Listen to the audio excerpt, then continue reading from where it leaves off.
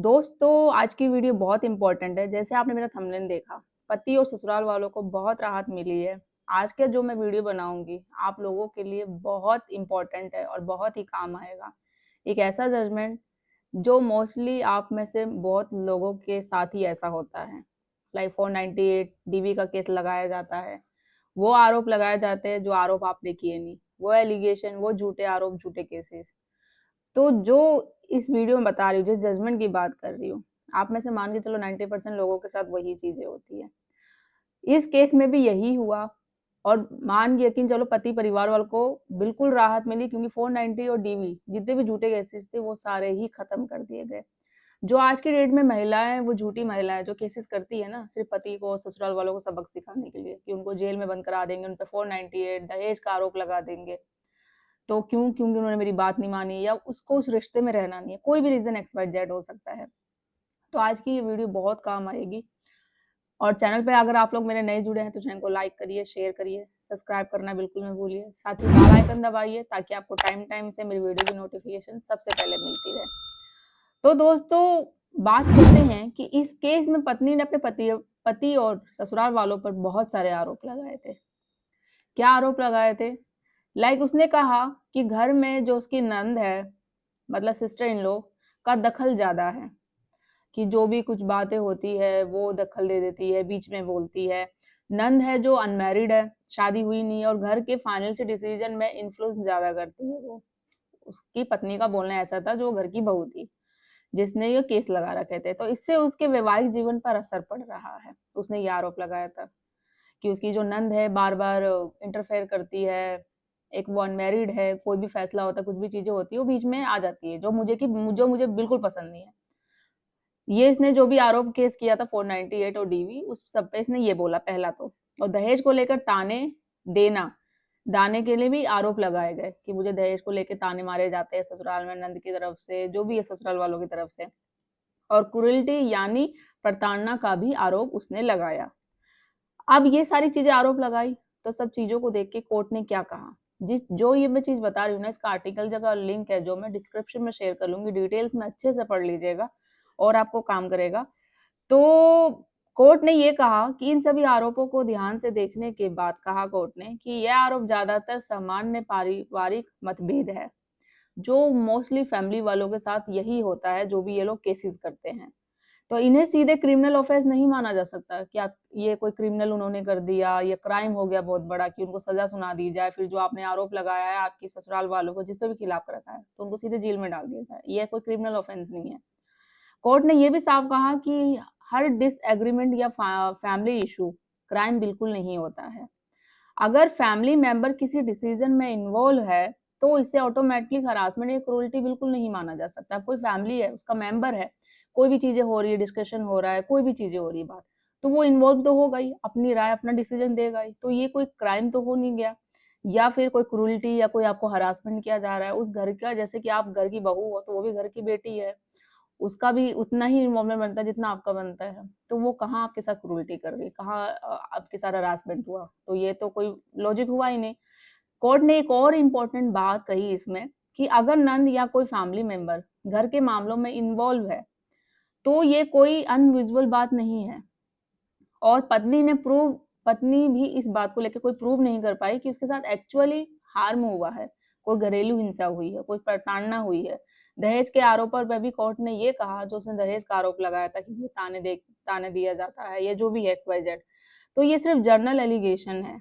इनके पीछे कोई ठोस एविडेंस उसके पास नहीं था ताकि उससे कोर्ट में प्रूव कर पाए कि मुझे दहेज के लिए प्रताड़ना करते हैं, परेशान करते हैं, मेरे से दहेज मांगते हैं। तो उस चीज को लेके कोई उसके पास ठोस कारण नहीं था। कोर्ट ने ये समझ लिया था कि ये सिर्फ झूठ बोल रही है, कोई उसके पास जो बोलते हैं ना मजबूत कोई ठोस कारण है नहीं, सिर्फ ये पति और ससुराल वालों को सबक सिखाने के लिए सारे आरोप लगा रही है। सबूत मांगा गया, सबूत के नाम पे जीरो, कुछ नहीं था।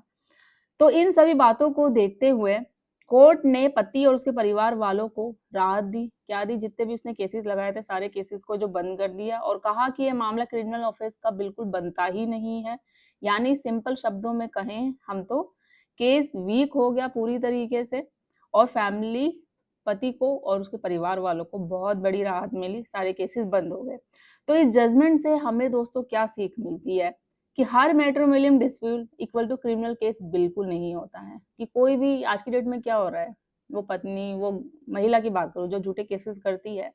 एक बात मैं और बोलना चाहूँगी, अगर आप लोग वो महिला हो जो मेरी वीडियो देख रही है, जिनके साथ सच में घरेलू हिंसा होती है, प्रताड़ना होनी जाती है, पति या ससुराल वाले उनको परेशान करते हैं, टॉर्चर करते हैं दहेज को लेके या मारपीट करते हैं उनके साथ, तो आप लोगों के पास अधिकार बने हुए हैं। कानून ने अधिकार बनाया हुआ है। 498 डीवी और भी बहुत सारे केसेस होते हैं।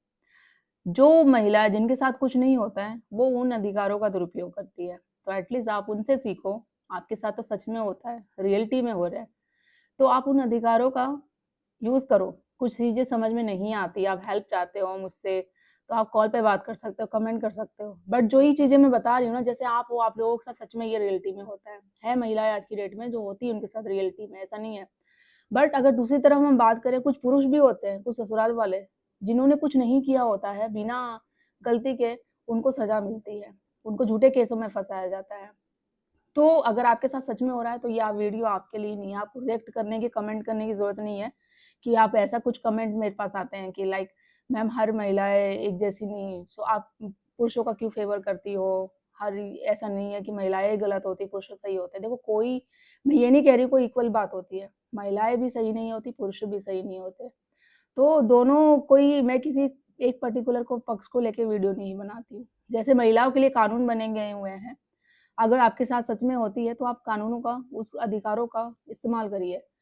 अब बात करते हैं पुरुष की, आपके घर में कोई भाई भी हो सकता है, कोई माँ-बाप देख रहे हैं, उनका बेटा, कोई एक इंसान ऐसा गलत रिश्ते में बन जाता है, जो पूरे पूरे परिवार को झूठे केसों में फँसा देता है। तो आप लोगों के लिए भी जानना ज़रूरी है। क्या पता वो आपका भाई हो सकता है, बेटा हो सकता है, कोई रिश्तेदार, कोई दोस्त। तो उनको कैसे इस चीज़ों से बाहर निकाला जाए, कैसे झूठे केसों से बाहर निकाला जाए। तो राइट्स पता होने चाहिए, अधिकार। जब आपको पता होगा जभी तो आप पतोगे ना, नहीं तो पूरी ज़िंदगी झूठे केसों में फँसाए जाते हैं, कोर्ट कचहरी चक्कर लगे जाते हैं, आप साबित नहीं कर पाते। तो अधिकार पता होगा, कानून की जानकारी पता होगी कि पुरुषों के पास भी है अधिकार। वो परिवार वाले जिन पे झूठा आरोप लगाया जा रहा है, वो भी झूठे आरोपों से बाहर निकल सकते हैं। तो करना क्या चाहिए? तो वही चीज़ें मैं आप लोगों को समझाती हूँ।